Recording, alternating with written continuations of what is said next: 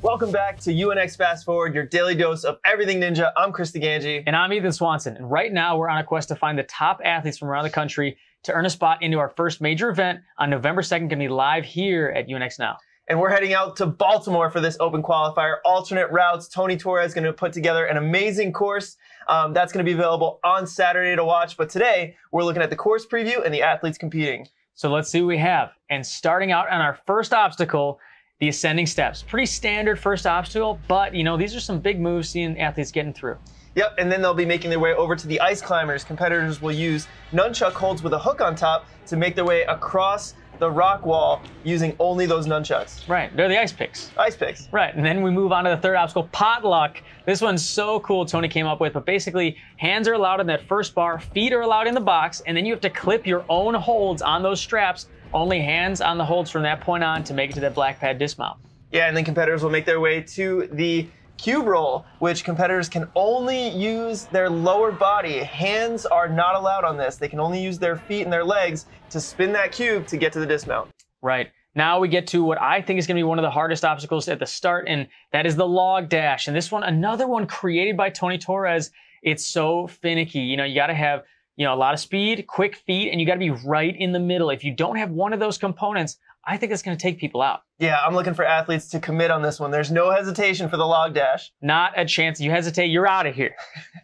You're dashed.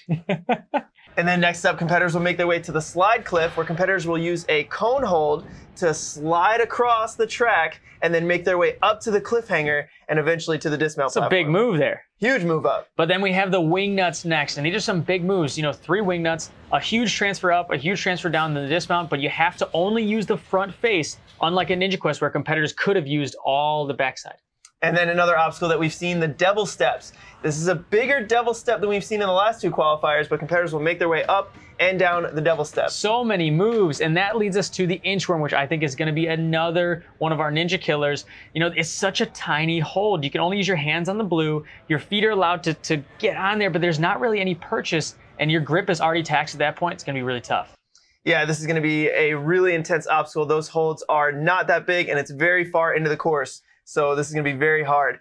But next up, we've got the Deadly Descent, which competitors will make their way straight from the inchworm to the Deadly Descent. There's no rest here. They'll slide down very aggressive tracks using skull holds, which are very hard to hold on to. And a really big dismount after that second skull. So that brings us to our last 2 obstacles, which is a combination obstacle, the Salmon River. So insane. It's been broken up into 2 obstacles because there's just so much there. Yeah, this is going to be an awesome obstacle. Competitors will make their way up the salmon ladder using a bar. They'll have to take that bar up and over the salmon ladder to slide down the track, which then they'll make their way to another salmon ladder for the second part of the Salmon River. Right, and so they get their first completion on the first half of the obstacle when they actually make it up 1 rung, at least 1 rung on the second salmon ladder set. But then like Chris said, they're going to have to go all the way up, all the way over again to a bigger drop, down to the end, hit the end of the track, dismount, and after that, they get to hit the buzzer. I mean, in my opinion, this is going to be one of the coolest obstacles we've seen so far in an open qualifier. I mean, it's huge. I love Tony Torres. He's a maniac. The time limit for this course is 4 minutes and 45 seconds. Which is more than we've had at any of our qualifiers so far. But, I mean, you look at these obstacles, you have the inchworm's going to take a lot of time. The slide cliff's going to take a lot of time. Even potluck, that's going to take a lot of time. Not even to mention the Salmon River. So, I mean, 4:45 is still, I think, going to be tight for this course. Yeah, I think it's going to be a tight time limit. I think we're going to see athletes needing to take a little bit of rest because these obstacles are intense. You know, I'd be nervous if we were going to see people getting through this course if we didn't have the athletes we have competing. So let's take a look at who we have in our athlete preview. So let's take a look at the women's side of things of who's competing. And first up, got to talk about her. Jessie Graff is going to be there. She's already competed in one of our open qualifiers, and she's coming back. So she's going to be in Baltimore. I mean, amazing competitor. You gotta expect amazing things out of Jessie Graff, right? Like, she's unreal. I mean, first woman to clear stage 1. You know, she beat stage 2 in USA versus the World. I could keep listing a million of things. We'd be here all day. Yeah, I think she's going to get pretty far into this course. Right, and next we also have Casey Rothschild, the youngest woman ever to hit a city qualifying buzzer in her rookie season. Yeah, Casey Rothschild, very strong competitor. Next up, we've got Megan Johnson. This is a 2-time American Ninja Warrior veteran and just had a crazy Instagram post. I mean, it was like, it's like a reverse flyaway, bar to bar, front flip, regrab. Absolutely insane. I couldn't even believe it. Yeah, if you haven't seen this post, you got to check out her Instagram. Yeah. It's awesome. She's got a lot of amazing things on there too. And we also have Nikki Perella, who just qualified for the major at Ninja Quest, and she's coming for more action.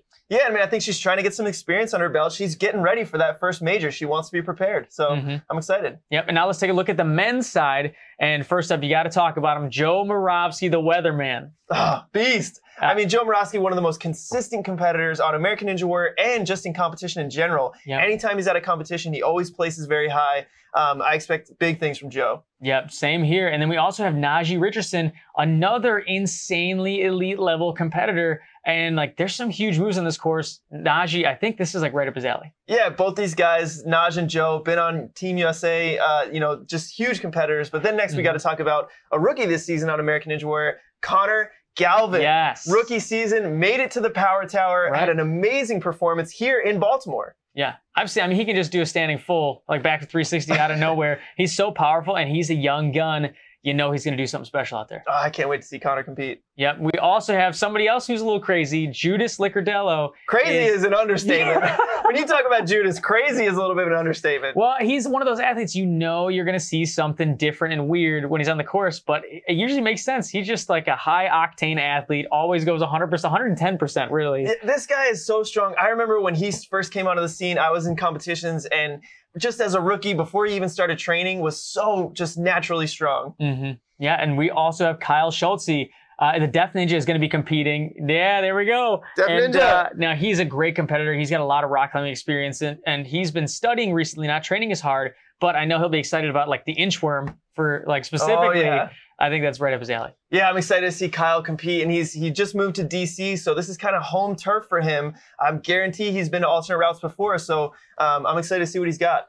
Yeah, and so those are our athletes, and there's many more competing. I'm sure we're going to see some amazing things from competitors we know, competitors we don't, and that'll be available this Saturday. But tomorrow on UNX Fast Forward, Chris and I are going to be going through our athlete predictions, our top 3 men, top 3 women who we think are going to be taking those qualifying spots. Yeah, we'll see. We'll see who comes out on top. There might be something on the line, but yeah, we'll see what happens. But, you know, until then, this is UNX Fast Forward, and I'm Chris DeGangi. And I'm Ethan Swanson. We will see you guys next time.